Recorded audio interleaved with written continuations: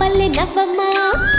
తీయగా కొమ్మ ఒళ్ళో పున్నగ పువ్వలే నవ్వమ్మ హరి విల్లుగా నవ్వుతూ ఉంటే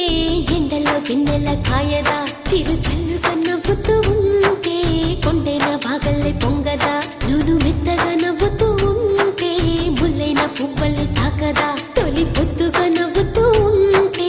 రాయైన రత్నంగా మారదా